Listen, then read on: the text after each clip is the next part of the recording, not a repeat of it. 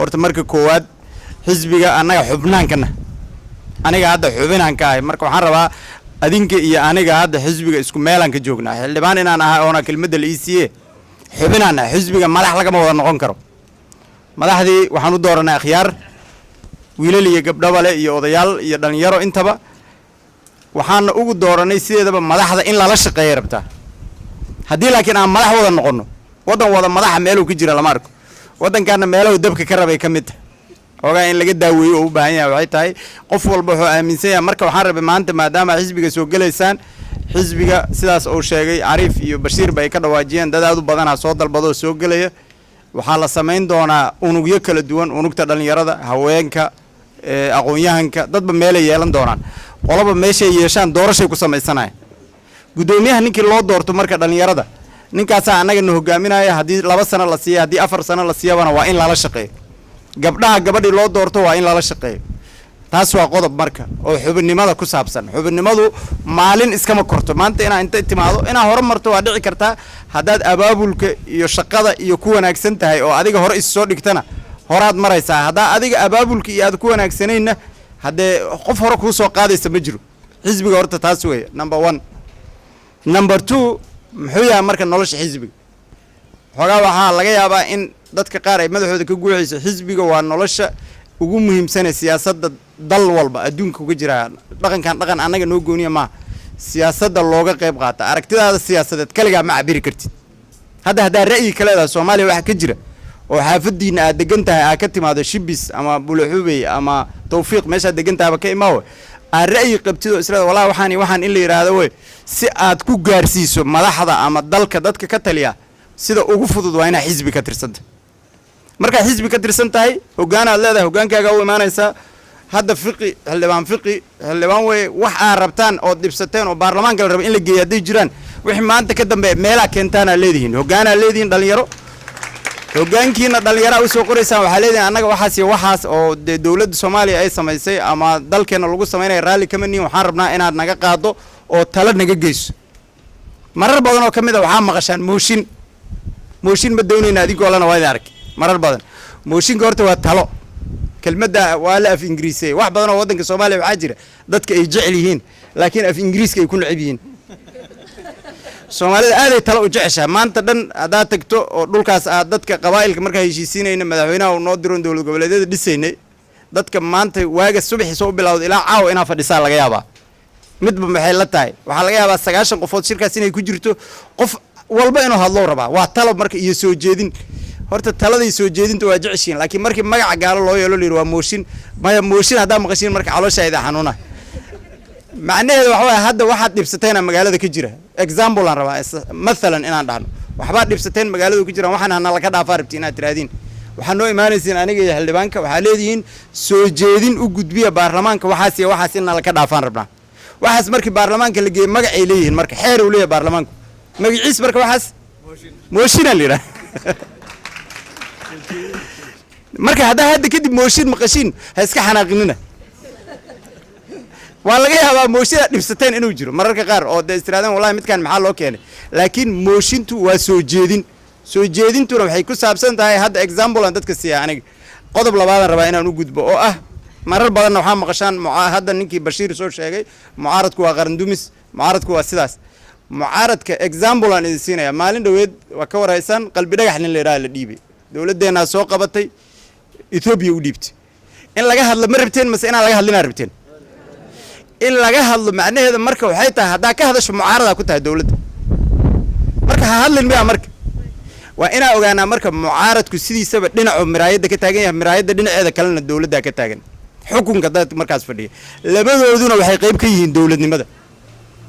dadka Soomaaliyeed waxay isku qaldaan wax la yiraahdo nidaam iyo dawlad waxa dalka ka taliya oo farmaajo iyo Xasan Khayre madaxweynaha iyo ra'iisul wasaaraha ah nidaam la yiraahdaa nidaamkaas waa isbedelaa shalay anaga joognay maanta ayaga jooga bariina kuwa kala imaanay laakiin waxa aan isbedelin oo kulligan aan xubin kana maxay yihiin dawladnimada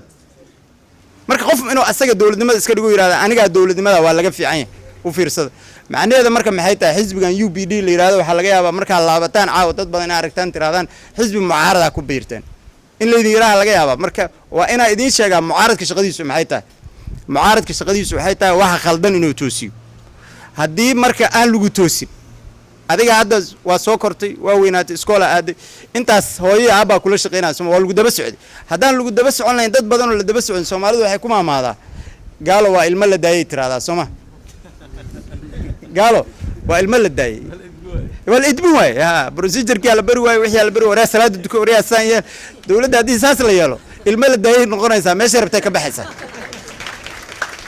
waa in marka subax walba wixii khaldan la sheega oo la yiraahdaa waraa dadka jidadka laga furo waraa wixii kana laga furo normalina shalayna waa jirtay barina waa jiraysaa dabeecadda basharka ka mid tahay bani aadamka dabeecadiisa ka mid tahay wax anaga nagu gooniya maaha Soomaaliya adduunka dhanayna ka jirta ahzaab xukun haysa iyo ahzaaban xukunka hayna balance yaa la rabaa waxaa la rabaa nimanka oo xukunka jooga inaysan sensitive ka ahaanin dadka xukunka mucaaradka ku ah oo ay dhageystaan warkooda wixii warkooda asalka ah ay ka qaataan wixii kalena hadda wayba waxba ma dhibayaan wax culaysa ma keenayaan marka ayadana qodob labaad oo aan rabay inaan idinku baraarujiyo eedo hadhow markii la idin weydiyo la yiraahdo waraa xisbiga ku biirteen waa xisbi mucaarad oo sidoo ku noqonin wax kadis intaas waxa marka aan rabaa inaan ku soo gunaado maadaama ahwaga la hadlay dhalinyaradu waxa marar badan laga dhawaajiyaa inay tahay tiirka nolosha oo de ayagu ay yahay bari waxna waa shalay waxna waa maanta waxna waa bari mustaqbalka marar badan oo kamid ah waxa laga yaabaa in adiga u aragto wadankan Soomaaliya hadda culaysya ka jira waa run laakiin de culeysyada ka jira sidoo uga bixi karo kaliya waa adinka shaqada hadda haysan dad badan oo kamid ah waxa laga yaabaa shalay inaadna fiirinayn anaga madaxweyne Xasan Sheekh iyo raggan hadda fiqi iyo kulli Ciise Guure iyo anaga dadkii wadankan joogaan ahayn waxaan goobjoog u ahayn ayadoo wadankan oo iskool lahayn oo iskoolada dib loo soo sameeyay madaxweynaha saa iiga sheekay aniga shakhsiyan 29 ayadoo hal subaxii hal qof oo iskool aaday aan la arkin dabcan iskoolada waa jiri jireen waa la burburiyay iskooladii waa la kala qaatay jilagii nina qaatay sabuuradii nina qaatay dhuxula laga dhigtay jiingadii midaa qaatay guriga ku ag dhistaba waxaan sameeynay iskoolka intaan fujisanay darbigiisii aan darbiga ku ag dhisanay xagga aan waab ka dhisanay wixii dhaxaysay ahaayeen dadkii madaxweynuhu wuxuu ii sheegay markii subax kamid ah inaan waxaan ku soo baraarugo dhaynaa wax iskoolaba wadanka qof iskool aaday bal arag Muqdisho Primary and Secondary School kiisa hadda wuxuu ku yaalaa Shibis wala arki kara iskoolku bilaabo waqtigaas dadkii ka soo baxana waaba joogan Arif ayir ana ka soo bax marka waxaan ku keenan ka wada kadib marka duruufo adaga la soo maray oo aad u adag waxaan xasuustaa ayadoo magaaladu ay kala xiran tahay oo dhinacna sawaariikh la dhacayo iyo madaafiic dhinacna dawladda ay joogto dhinac shabaab oo joogo dhinac Ethiopian oo joogo dhinac kan oo joogo intaas oo ay tahay duruuftaas ay tahay dhan waa lagu noolay maanta hadda magaalo waxa joogtaan duruufo oo qof bisoolad lagu dilay qof qarax lagu dilay iska jiraan laakiin magaalo waxa joogtaan guriyeedu dhismayaan jaamacadeedu dhismayaan iskooladeedu dhismayaan bangiyadeedu dhismayaan telecommunicationkeedu dhismayo oo qof walba oo kamid ah nolosha oo mustaqbalka leh iskama imaanin inay inta iska imaato wallahi 1 2 3 iska noqoto ma waxay ku timid juhdi aad u badan oo dawladnimada oo la isku soo wareejiyo waliba hal mar iyo laba mar aan ahayn juhdigaas tirada badan leh waa la qurxin karaa laakiin zero ma ahayn marnaba waxaan rabaa inaan leedika aan loo sheegin dadka wallahi waxba lama qaban haddaan waxba la qabanin miya meeshan fadhin lahayn haddaan waxba la qabanin miya ahzaab ka hadli lahayn qaanuunka ahzaabta waa la ansixiyay waxaa la ansixiyay 2016 haddaan qaanuunka ahzaabta la soo ansixin lahayn xisbi lama dhiseen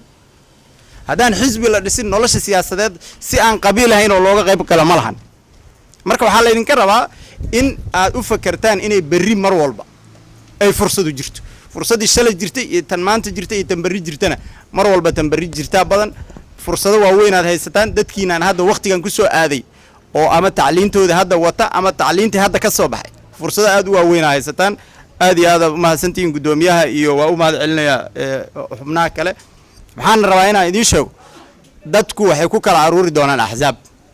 Somaliland waa aragteen saddex xisbiyo waaweyn ka jirta shaqo la yaqaan ay qabteen muddo ay soo shaqeynayeen khibrad ay leeyihiin dadku ahzaab ku kala aruuri doon xisbiga aan rabto siyaasadka uu ku shaqeeyo inaan akhrisaa laga rabaa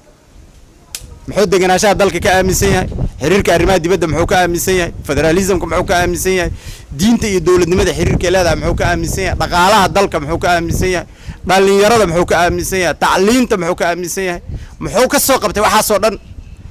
muxuu record oo leeyahay xisbigaas qofka ku soo hor istaaga xataa inuu record لكن هذا والله ريكورد الآن قف هذا أنت أدوك دورته ترى والله ريكورد بمله لكن قف كان إسكت على هذا الله عاشق يواي واحد النهايستين وبدين يهمبا مركا هذا عاشق كان نقطة هذا وبري كمان ميل جاري كرت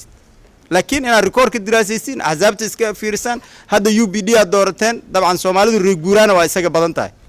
أو حاجة شيء ماشي حاجة صبر كذا ير سوماليا meelaha ay u baahan tahay in laga tarin gareyn waxa kamid ah inay sabarto dadku ay sabarka bartaan adkeysiga bartaan isu sugidda bartaan safka waa dhiba qofka Soomaaliga hadii la yiraahdo meeshaas laga soo galay baaritaanka saf waaye xogaa sug inuu iska tago shortcut oo helo jeceliyo meel kale oo ka soo galo oo jeceli aad iyo aad u mahadsantiin dhalinyaradiina waana ku faraxsanahay teamka ka shaqeynayna waxaan codsanaynaa mararka tababarka la furi doono xisbiga in la ka waco markaas waqtigeenu ku fiican yahay aad u mahadsantiin